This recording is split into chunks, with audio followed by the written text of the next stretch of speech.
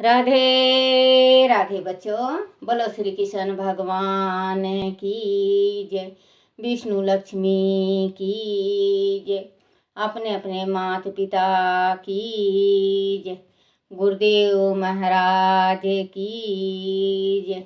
छोटा सा लड्डू गोपाल की जय। छोटी छोटी गैया छोटे छोटे बाल, छोटी छोटी गैया छोटे छोटे बाल, छोटो छो छोटो छो छोटो छो मेरो मदन गोपाल। छोटी छोटी गैया छोटे छोटे बाल, छोटो छो मेरो मदन गोपाल। गाछ खाए गैया दूध पिए बाल, गाछ खाए गैया दूध पिए बाल। माखन मीठी मेरो नन्ना छो गोपाल, माखन मीठी मेरो नन्ना सा गोपाल। छोटी छोटी गैया छोटे छोटे बाल, छोटी छोटी गैया छोटे छोटे बाल। छोटो छो छोटो छो मेरो मदन गोपाल। छोटी छोटी गैया छोटे छोटे बाल, छोटो छो मेरो मदन गोपाल।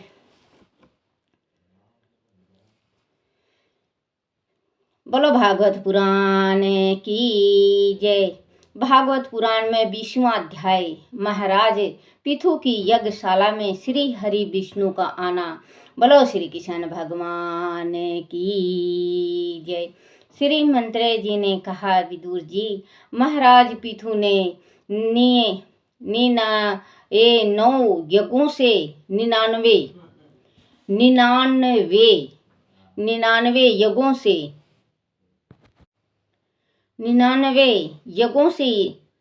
यज्ञों से यज्ञ पुरुष भगवान विष्णु को बड़ा संतोष हुआ। उन्होंने इंद्र सहित वह उपस्थित होकर पिथु से कहा, राजन, इंद्र ने तुम्हारे 100 यज्ञ पूरे नहीं होने दिए और उनमें विघ्न डाला। अब यह इसके लिए क्षमा चाहते हैं, इन्हें क्षमा कर दो, क्योंकि जो श्रेष्ठ मनुष्य होते हैं और सदा बुद्धि धारण करने वाला होते हैं, वह दूसरों से द्रोह नहीं करते। वह जानते हैं कि वह शरीर नाशवर है और आत्मा नहीं। आदि तुम जैसे लोग भी मेरी माया के वासीभूत हो। विष्णु भगवान कह रहे हैं पिथु से कि जो इंद्र ने आपका 100 यज्ञ पूर्ण नहीं होने दिया, आपका 99 यज्ञ बस पूर्ण संपन्न हुआ है, और इन्हें जो आपके विघ्न डाले हैं इसने, इंद्र ने, तो ये क्षमा चाहते हैं और आप क्षमा करो, क्योंकि जो शुद्ध आत्मा वाले होते हैं और जो धार्मिक विचार के होते हैं वो क्षमा कर देते हैं। तो क्षमा से बड़ा कुछ चीज संसार में नहीं है। तो विष्णु भगवान स्वयं इनके पास आके कह रहे हैं शरीर नाशवान है और आत्मा नहीं। वो आदि तुम जैसे लोग भी मेरी माया के वासीभूत हो जाओगे तो संसार की किया धारा व्यर्थ हो जाएगी। ज्ञानी पुरुष शरीर को वासना कर्मों का पुतला और अज्ञानी समझकर कभी इसमें आसक्त नहीं होते। नरश्रेष्ठ, यह आत्मा एक शुद्ध स्व प्रकाश निर्गुण सर्वव्यापक आवरण शून्य से अलग जानता है। वह कभी प्रकृति के तीनों गुणों तत्व राज और तम में लिप्त नहीं होता, क्योंकि उनकी शीतलती मुझे परमात्मा में रहती है। हे राजन, जो पुरुष अपनी सभी कामनाओं पर निर्णय करके वर्णाश्रम धामों के द्वारा नित्य प्रति श्रद्धा पूर्वक मेरी आराधना करता है, उसका चित्त धीरे धीरे शुद्ध हो जाता है, उसे तत्व ज्ञान की प्राप्ति हो जाती है। वह परम शांति ब्रह्मा अथवा केवलाय की स्थिति होती केवलाय की स्थिति होती है। शरीर ज्ञान क्रिया और मन का साक्षी होने पर भी आत्मा उनसे तटस्थल रहता है। मनुष्य ऐसा जानकर ही मोक्ष पद प्राप्त कर पाता है। राजन, जीव अपने अपने कर्मों के अनुसार विविध शरीर धारण करते हैं। आत्मा का उनसे कोई संबंध नहीं होता। भगवान कह रहे हैं ये शरीर कितना भी पाप कर ले, लेकिन आत्मा कभी पाप करने नहीं देता। बस ये हमारा शरीर है, हमारा आंखें, मन, जो ये मन है ना, ये मन बेकार होता है, संबंध नहीं होता। वह साक्षी रूप से उन से अलग होते हुए भी उनकी गति मान रखता है। जो पुरुष मुझ में अशक्त रहते हैं, उन्हें कभी कोई रोग दी अथवा शोक दुख इत्यादि नहीं सताते। कोई विचार भी उन्हें नहीं घेरते। तुम्हें सभी जीव में संभाव रखकर आचरण करना चाहिए और लोगों की रक्षा करनी चाहिए।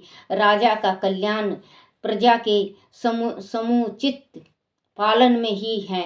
इसके विपरीत जो राजा प्रजा का पालन उचित रूप से नहीं करता, उसके सारे पुण्य नष्ट हो जाते हैं और वह पाप का भागी होता है। आदि तुम श्रेष्ठ ब्राह्मणों और मंत्रियों की सलाह पर पितु का न्याय पूर्वक पालन करोगे तो तुम्हें घर बैठे ही सनकादि ऋषियों के दर्शन होंगे। हे राजन, तुम्हारे उत्तम गुणों और स्वभाव ने मुझे अपने वश में कर लिया है। तुम्हारी जो इच्छा हो मुझसे वर मांग लो। जिसके मन में जीव के प्रति प्रेम और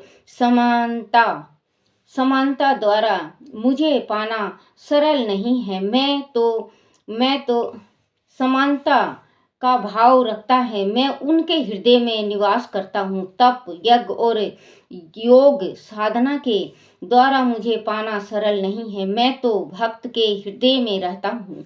विदुर जी, इस प्रकार भगवान श्री विष्णु के मधुर वचन सुनकर महाराज पिथु ने इंद्र को क्षमा कर दिया और उसे अपने हृदय से लगा लिया। उन्होंने अपने व्यवहार से उसकी लज्जा को दूर किया और उसे मित्र बना लिया। उसके उपरांत महाराज पिथु ने प्रेम भाव से भगवान विष्णु के चरण कमलों का पूजन किया और उन्हें स्नेहवश अपने पास ही रोक लिया। वह उनके चरण पकड़कर बैठे रहे। उनके मुख से बोल नहीं फूट रहे थे। केवल प्रेम आंसू से ही उनके चरण पखारते रहे। बहुत समय बीत जाने पर भगवान श्री हरि ने अपना हाथ राजा पिथु के सिर पर रखा तो उनका बोली निकला। महाराज पिथु बोले, हे दीनानाथ, हे मोक्ष देने वाले भगवान श्री हरि, आप वर देने में समर्थ हैं। कोई भी बुद्धिमान पुरुष आपसे अनेक प्रकार के भौतिक सुखों को मांग सकता है। मुझे ऐसा कोई सुख नहीं चाहिए। मुझे तो मोक्ष की भी कामना नहीं है। मुझे तो बस आप 10,000 कान दे दीजिए, जिससे मैं आपके लीलामय गुणों को सुन सकूं।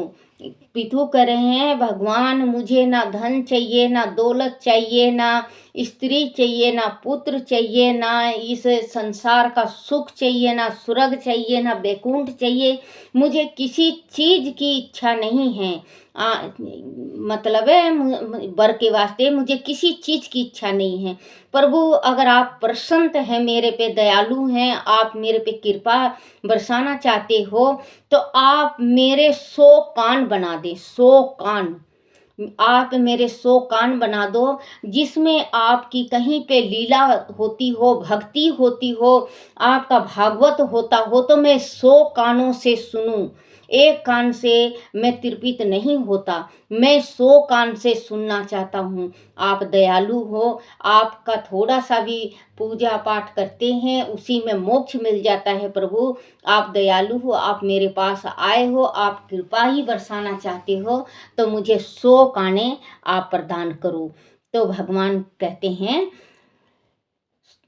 सुन सकूं, हे प्रभु आपके चरण कमलों से उड़े पराग कर्ण का, का उड़े पराग कानों में इतनी शक्ति होती है कि महात्मा व्यास जी आपकी लीलाओं का बखान करके तत्व ज्ञान की प्राप्ति कर लेते हैं। इसीलिए मैं अन्य वरों को लेकर क्या करूँगा। ये पितु कर रहे हैं कि मुझे और वर की इच्छा नहीं है, मुझे तो बस आप कान दे दो जिसमें कहीं पे भी आपकी लीला होती हो और भागवत पुराण होता हो, वहाँ मैं सुन सकूं। महात्मा व्यास जी ने आपकी लीलाओं का बखान करके तत्व ज्ञान की प्राप्ति करा देती हैं। इसीलिए मुझे तो 100 कान चाहिए, लेकर क्या करूँगा। उत्तम हे उत्तम कीर्तिमय प्रभु, सत्य संग में आपके मंगलमय सुयस को भाग्य से जो एक बार सुन लेता है वह जीवधारी मनुष्य तृप्त हो जाता है, उनकी आत्मा सत्य ही आप में लीन हो जाती हैं। हे प्रभु मैं अकिंचन जीव श्री लक्ष्मी जी की भांति सदैव आपके सानिध्य में रहकर आपके वचनों को सुनने का विलासी हूँ। कृपा कर मुझे ऐसा वरदान दीजिए। ये कह रहे हैं कि मुझे भगवान विष्णु भगवान, मुझे बस एक चीज़ चाहिए कि आप मुझे 100 कान दे दें जिसमें मैं आपका भागवत पुराण सुन सकूं, हरि जी का सुमरन कर सकूं। और जैसे माँ लक्ष्मी आपके साथ रहती है 24 घंटा, वैसे मैं आपके पास रहूं और आपके मुख से मैं अच्छी अच्छी बातें सुनूं। और वरदान दीजिए रहकर सांदिया में रहकर आपके वचनों को सुनने का अभिलाषी हूँ। कृपा मुझे ऐसा वरदान दीजिए कि मेरी भक्ति सदैव आपके ही चरणों में बनी रहे, मैं बिना किसी इच्छा के आपका भजन करता रहूँ, बस यही मैं चाहता हूँ। ये पितु कह रहे हैं कि मुझे कोई लालच ना हो, जिस टाइम आपकी भक्ति करूं तो मुझे कोई लालच ना हो। जैसे कि हम पूजा पाठ भी करते हैं, बच्चों आप भी करते होंगे पूजा पाठ, बिना अपने इच्छा के हम आगे नहीं बढ़ते, क्योंकि हमारी इच्छा होती है परमात्मा हमें दौलत दे दो, हमें संतान दे दो, हमारी लड़की की शादी कर दो, हमारे लड़के की शादी करवा दो, हमें ज़मीन दे दो, हमें जायदाद दे दो, हमें गऊ दे दो, हमें ये दे दो, हमें वो दे दो। हर एक इंसान, हर एक प्राणी अपने मुख से भगवान के पास जिस टाइम जाता है उस टाइम अपने मुख से मांगता ही है।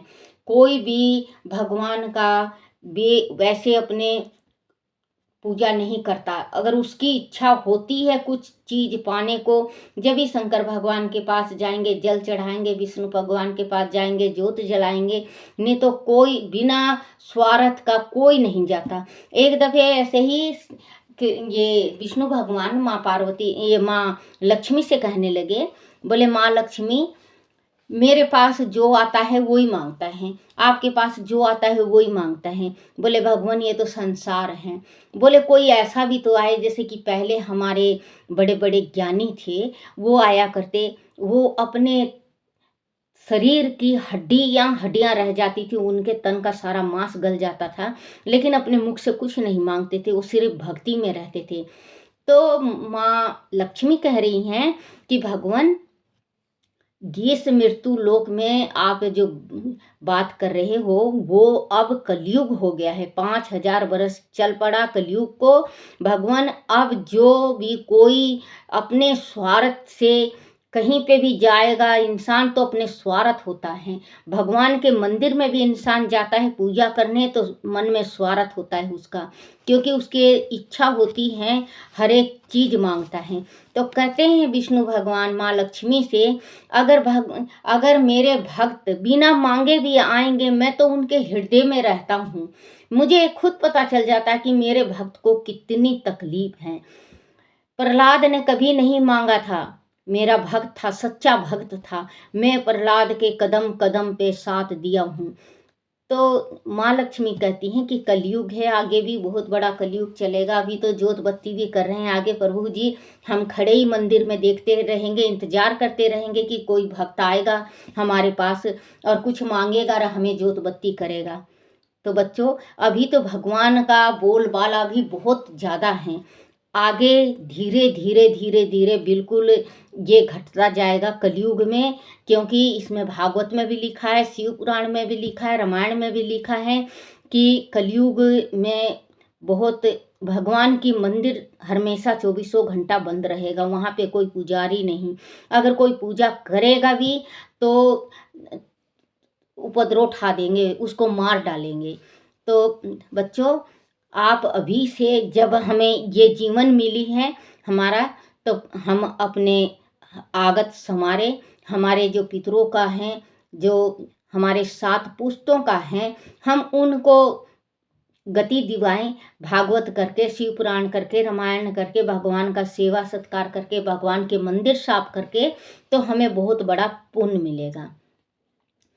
वरदान दीजिए कि मेरी भक्ति सदैव आपके ही चरणों में बनी रहे, मैं बिना किसी इच्छा के आपका भजन करता रहूं, बस यही मैं चाहता हूँ। हे प्रभु, आपकी माया से वासीभूत होकर ही जीव इस संसार में भौतिक सुखों और स्त्री पुत्र आदि की कामना करते हैं। देखो, इसमें भी आ गया, कामना करते हैं, वह इन विषयों भोगों में भी आपकी ही खोज करता है। आप ही तो सुख के स्रोत हैं। प्रभु, मुझे यह सब नहीं चाहिए, मेरा मन माया के बंधन में ना बंधे, यही मेरी कामना है। जैसे पिता अपने पुत्र के कल्याण के लिए कार्य करता है, आप भी हमारे हित के लिए कार्य करें। विदुर जी, इस प्रकार महाराज पिथु ने भगवान श्री हरि से प्रार्थना की तो उन्होंने उसे आशीर्वाद देकर कहा कि जो पुरुष मुझ में भक्ति भाव रखता है और मेरे आदेशों का पालन करता है, उसका सदैव कल्याण होता है। विदुर जी, भगवान श्री हरि के वचनों का महाराज पिथु ने पूरी तरह पालन किया। पिथु ने उनकी यथोचित पूजा अर्चना की तो प्रभु उन्हें आशीर्वाद देकर वहां से अपने बैकुंठ धाम को चले गए और पिथु भी हर्षित होकर अपनी राजधानी लौट आए। पिथु ने जो जो भी मांगा था, बस विष्णु भगवान से यही कहा था कि आपके चरणों में मुझे जगह दो। विष्णु भगवान ने दिया। बोलो श्री कृष्ण भगवान की जय। श्री कृष्ण गोविंद हरे मुरारी, हे नाथ नारायण वासुदेवाय, हे नाथ नारायण वासुदेवाय, हे नाथ नारायण वासुदेवाय। श्री कृष्ण गोविंद हरे मुरारी, हे नाथ नारायण वासुदेवाय। बोलो श्री कृष्ण भगवान की जय। विष्णु लक्ष्मी की जय। भागवत पुराण की जय। अपने अपने गुरुदेव महाराज की जय।